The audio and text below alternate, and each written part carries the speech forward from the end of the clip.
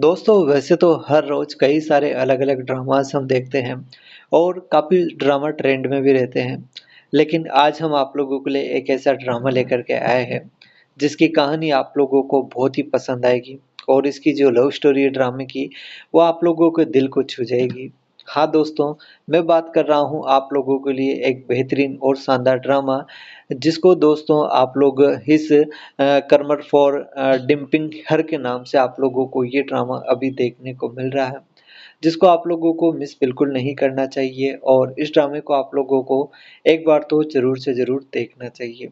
इस वीडियो में मैं आप लोगों के साथ में इस ड्रामे की सारी जानकारी और इन्फॉर्मेशन आप लोगों के साथ में शेयर करने वाला हूँ और आप लोगों को बताने वाला हूँ कि आप लोगों को ये ड्रामा अभी कहाँ पर और कैसे किस प्रकार से बिल्कुल फ्री में आप लोगों को देखने को मिल रहा है, जिसको आप लोगों को जाकर के एंजॉय कर लेना चाहिए।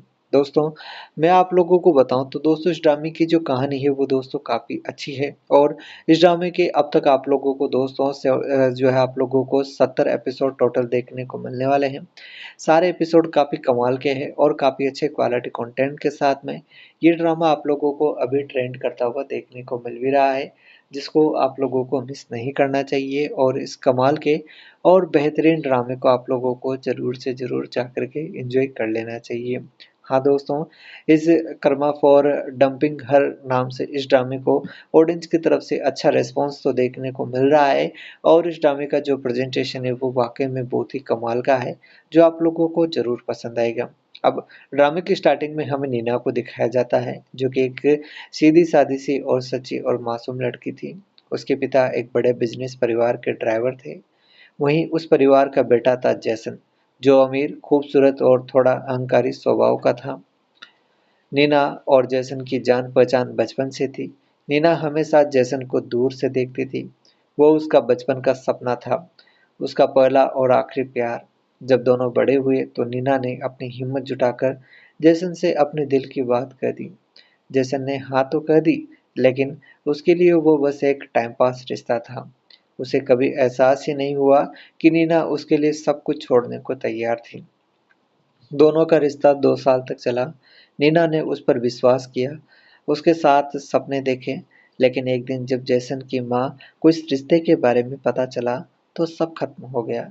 जैसन की माँ ने गुस्से में कहा, वो लड़की ड्राइवर की बेटी है। हमारी फैमिली की इज्जत मिट्टी में मिल जाएगी अगर तुम उससे शादी करोगे। जैसन ने अपनी माँ की बात मान ली। उसने नीना को मिलने बुलाया और ठंडे शब्दों में कहा, तुम मेरे लायक नहीं हो नीना, हमारे बीच सब खत्म है अब से। नीना कुछ पल चुप रही, फिर बस मुस्कुराई और बोली, ठीक है जैसन, मैं तुम्हें रोके बिना चली जाऊंगी। उसकी मुस्कुराहट में दर्द था, मगर आंखों में इज्जत थी। वो चली गई बिना झगड़े के, बिना रोए, बस एक शांत अलविदा के साथ में। समय बीत गया। 2 साल बाद एक बड़ी बिजनेस पार्टी में सब लोग एक नई कंपनी के बारे में बात कर रहे थे। जेड जे फैशनर्स, उसकी मालिक थी नीना झाग।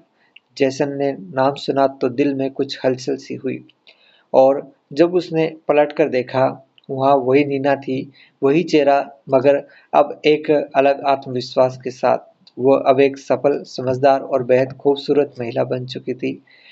उसकी चाल में अलग ही बात थी और मुस्कान में मानो जैसे सब कुछ हो। जैसन उसके पास गया, हल्की मुस्कान के साथ बोला, नीना कैसी हो?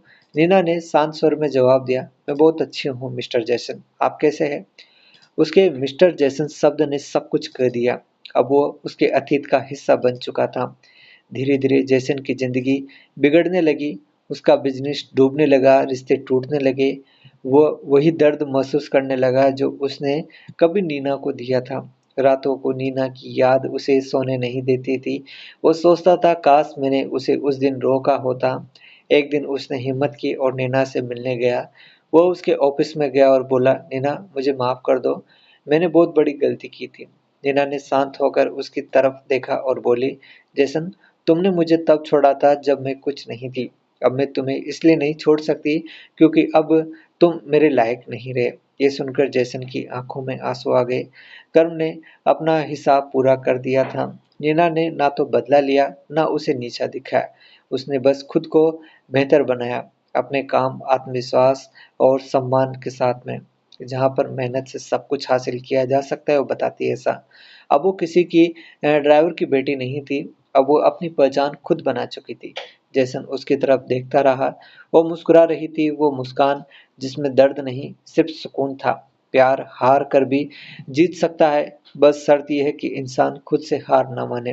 नीना की कहानी हर उस लड़की के लिए थी, जिसे किसी ने औकात से नीचे कहा, जिसे किसी ने काबिल नहीं समझा, जिसने दिखा दिया कि इज्जत और आत्मविश्वास ही सच्चा बदला है।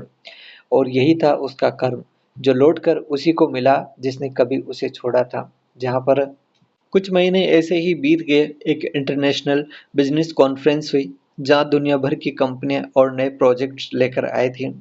उसी कॉन्फ्रेंस में नीना की company young entrepreneur of the year का अवार्ड मिलना था उसे। वहाँ जैसन भी मौजूद था। अब वो अपनी फेल होती हुई कंपनी को बचाने के लिए नए इन्वेस्टर्स ढूंढ रहा था। जब नीना स्टेज पर अवार्ड लेने गई, तो हॉल में सब खड़े होकर तालियां बजाने लगे। जैसन भी खड़ा था, मगर उसके मन में ताले नहीं, बस यादें गूंज रही थी। नीना, तुम मेरे लायक नहीं हो। वो शब्द अब उसके अपने कानों में गूंज रहे थे। कॉन्फ्रेंस के बाद सब लोग नीना को बधाई देने आए। उसी भीड़ में जैसन भी आ गया। वो बोला, नीना, तुम्हारी सफलता देखकर खुशी हुई, तुम सच में डिजर्व करती हो। नीना मुस्कुराई और कहा, धन्यवाद जैसन, तुम्हारा ये कहना मेरे लिए काफ़ी है। जैसन कुछ पल उसे देखता रहा। उसकी आंखों में अब वही लड़की नहीं थी जो उसे रोककर मनाती थी, बल्कि एक ऐसी औरत थी जिसने खुद को प्यार करना सीख लिया था खुद से। नीना जाने लगी तो जैसन ने कहा, क्या हम कभी दोबारा बात कर सकते? नीना ने रुककर कहा, कभी कभी कुछ बातें दोबारा शुरू नहीं होती जैसन, क्योंकि अब वो कहानी खत्म हो चुकी है। वो चली गई। जैसन वहीं खड़ा रह गया, जैसे किसी सच्चाई ने उसे भीतर तक तोड़ दिया हो।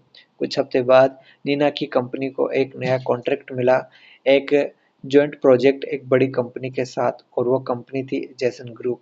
किस्मत का खेल देखो, जिसे वो पीछे छोड़ आई थी, अब उसी के साथ उसे काम करना था। शुरू में नीना ने मना कर दिया, लेकिन उसके बिजनेस पार्टनर से ने कहा, ये डील तुम्हारी कंपनी के लिए बहुत फायदेमंद है। नीना ने सोचा, अब मेरे लिए फैसले दिल से नहीं दिमाग से होंगे, और उसने हाँ कर दी। ऑफिस मीटिंग में जब जैसन और नीना आमने सामने बैठे, तो माहौल में अजीब सी चुप्पी थी। नीना प्रोफेशनल थी, उसने किसी भी तरह की भावना नहीं दिखाई। वो सिर्फ काम की बात करती और फाइल्स देखकर सीधा जवाब देती। पर जैसन के लिए हर मिनट कठिन था। वो उसे देखता तो याद आता कैसे उसने उसे ठुकराया था, कैसे उसने कहा था, तुम मेरे लायक नहीं हो। अब वो हर रोज उस नीना के सामने बैठता था, जो उससे कहीं ज्यादा लायक बन चुकी थी। धीरे धीरे काम के दौरान जैसन को एहसास हुआ कि नीना के अंदर अब भी वो कोमलता है, मगर अब वो नाजुक नहीं, मजबूत है। एक दिन मीटिंग खत्म होने के बाद जैसन ने धीरे से कहा, नीना, क्या तुम्हारे दिल में अब भी मेरे लिए कोई जगह है? नीना ने कहा, जगह थी जैसन, पर अब वो खाली नहीं है। वहाँ अब मेरा आत्मविश्वास रहता है। ये सुनकर जैसन की आंखें नम हो गई। वो समझ गया कि सच्चा प्यार सिर्फ पाने में नहीं होता, कभी कभी खोने के बाद भी किसी को खुद जो है देखने में होता है। कई महीने तक दोनों साथ काम करते रहे। नीना की मदद से जैसन की कंपनी फिर से खड़ी हो गई, और नीना ने एक नए पार्टनर के साथ एक एनजीओ शुरू किया, जो गरीब लड़कियों की पढ़ाई और ट्रेनिंग के लिए काम करता था। एक दिन जब दोनों एक इवेंट में मिले, जैसन मुस्कुराकर कहा, तुम बदल गई हो नीना, लेकिन शायद बेहतर के लिए। नीना बोली, हाँ, क्योंकि दर्द इंसान को दो रास्ते देता है, या तो वो टूट जाए या खुद को फिर से बनाओ। मैंने दूसरा रास्ता चुना। कुछ रिश्ते कभी वापस नहीं आते, लेकिन वो हमें सिखा जाते हैं कि खुद से प्यार करना सबसे बड़ा बदलाव होता है। नीना की कहानी वहीं खत्म नहीं हुई, वो अब हजारों लड़कियों की प्रेरणा बन गई है। और जैसन हर बार जब किसी को नीचे देखता है, तो खुद से कहता है, कभी किसी को उसकी औकात मत बताओ, वक्त बताएगा कि असली औकात किसकी है। जहाँ पर आप लोगों को ये ड्रामा काफ़ी बढ़िया अच्छा लगेगा, और काफ़ी अच्छी क्वालिटी कंटेंट के साथ में ट्रेंड करता हुआ भी देखने को मिल रहा है। इस ड्रामे को दोस्तों नेटशॉट के ऑफिशियल एप्लीकेशन पर 70 एपिसोड के साथ में रिलीज करा दिया गया है, और आप लोगों को ये ड्रामा काफ़ी अच्छे क्वालिटी कंटेंट के साथ में देखने को मिल रहा है, जिसको दोस्तों हिज कर्मा फॉर डंपिंग हर के नाम से आप लोगों को ये ड्रामा देखने को मिल रहा है, जिसको आप लोग जाकर के ज़रूर से देखिएगा और एंजॉय कीजिए दोस्तों।